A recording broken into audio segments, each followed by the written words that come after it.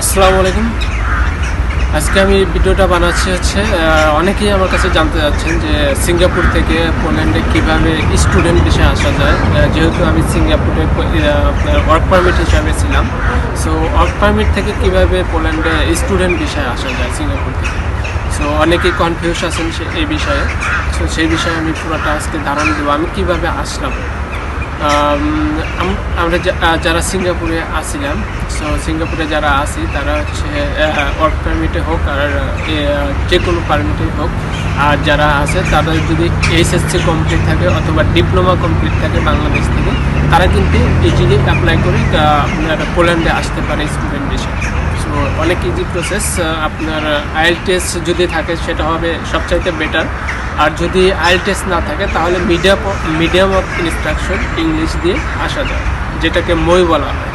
So আপনার প্রতিষ্ঠান যদি যে প্রতিষ্ঠান থেকে আপনি লেখাপড়া করছেন প্রিভিয়াস এইচএসসি আর ডিপ্লোমা, সেটা যদি আপনার ইংলিশ মিডিয়াম হয়ে থাকে তাহলে আপনি ইজিলি অ্যাপ্লাই করতে পারবেন। সেই প্রতিষ্ঠান থেকে আপনার একটা সার্টিফিকেট লাগবে যে আপনি ওখানে ইংলিশ মিডিয়ামে লেখাপড়া করছেন সেই বিষয়ে। এবং আপনার প্রত্যেকটা ডকুমেন্ট আপনার অ্যাটাস্টেড করতে হবে। যেমন আপনি যদি এসএসসি কমপ্লিট হয় তাহলে আপনার এসএসসি এবং এইচএসসির সার্টিফিকেট এবং মার্কশিট দুটোরই দুইটা মার্কশিট, দুইটা সার্টিফিকেট, এগুলো আপনার বোর্ড থেকে অ্যাটাস্টেড করাইতে হবে। এবং আপনার এডুকেশন মিনিস্ট্রি থেকে অ্যাটাস্টেড করাইতে হবে।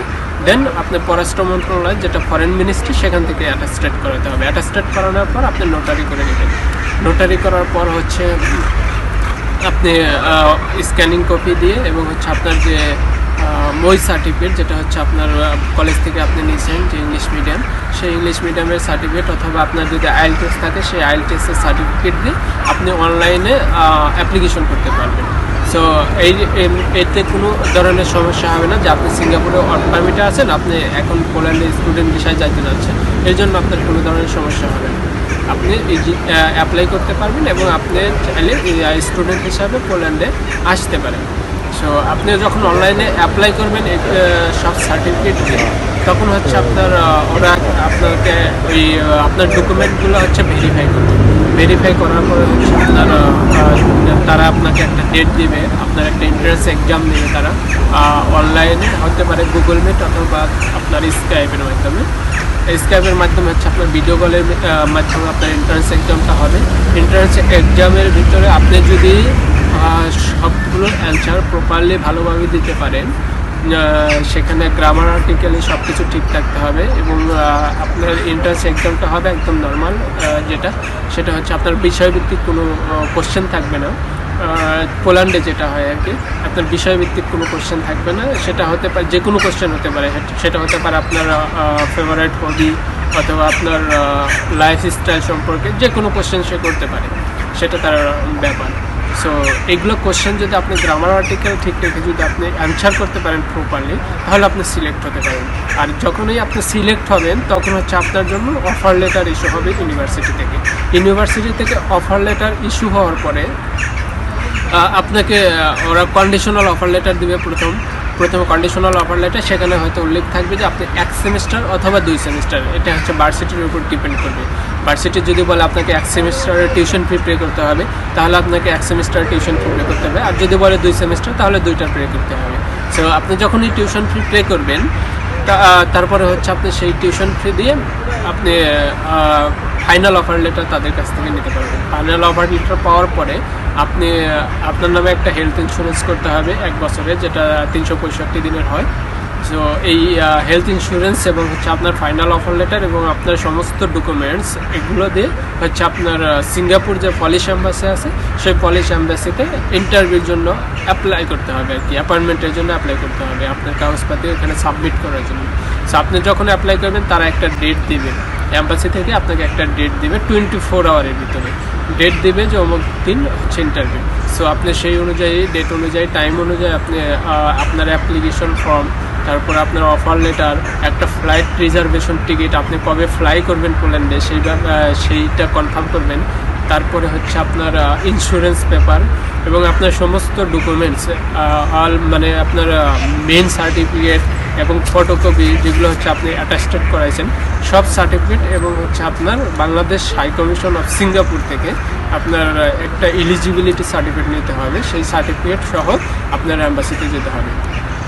অ্যাম্বাসিতে যাওয়ার পর হচ্ছে আপনার সেখানে তারা আপনার কাগজপাতি জমা নেবে এবং আপনাকে একটা ইন্টারভিউ নেবে অ্যাম্বাসি থেকে। শর্টকাটে একটা ইন্টারভিউ হবে, হয়তো 5 মিনিট অথবা 6 মিনিটের মতো একটা ইন্টারভিউ হবে। ইন্টারভিউ হওয়ার পরে হচ্ছে আপনার ওরা সব কাগজপাতি জমা নেবে। জমা নেওয়ার পরে হচ্ছে আপনাকে পাসপোর্ট রেখে দেবে। আপনার পাসপোর্ট রেখে দেওয়ার পর হয়তো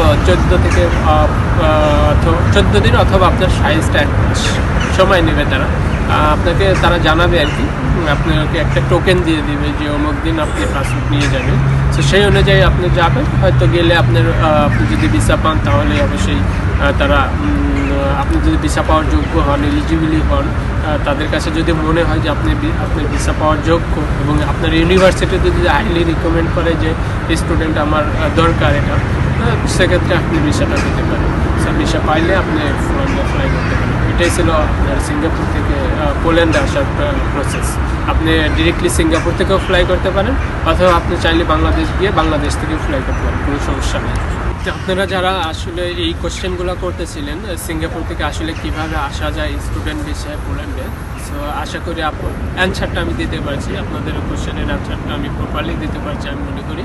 সো অবশ্যই বুঝতে পারছেন আমি কিভাবে আসছি এবং আপনারা কিভাবে আসতে পারবেন। সো এই প্রসেসগুলো আপনি ফলো করলে আপনি ইজিলি সিঙ্গাপুরে আসতে পারবেন, সিঙ্গাপুর থেকে পোল্যান্ডে আসতে পারবেন। সো আপনাদের যদি ভিডিওটা ভালো লাগে এবং আরও কোনো ধরনের আপডেট মানে কোনো ধরনের নিউজ আপনাদের যদি দরকার থাকে তাহলে আপনারা কমেন্টে জানাবেন, তাহলে আমি সেই অনুযায়ী ভিডিও করে আপনাদেরকে ইনফরমেশন দেওয়ার চেষ্টা করব। সো সবাইকে বলবো আমি নতুন চ্যানেল খুলছি, আপনারা যদি একটু সাপোর্ট করেন তাহলে আমি হয়তো অনেক দূরে এগিয়ে যেতে পারবো। আপনাদের সহযোগিতা আমার কাম্য। আপনারা যদি মন চায় তাহলে আমার চ্যানেলটা সাবস্ক্রাইব করতে পারেন। সকলকে ধন্যবাদ ভিডিওটা দেখার জন্য।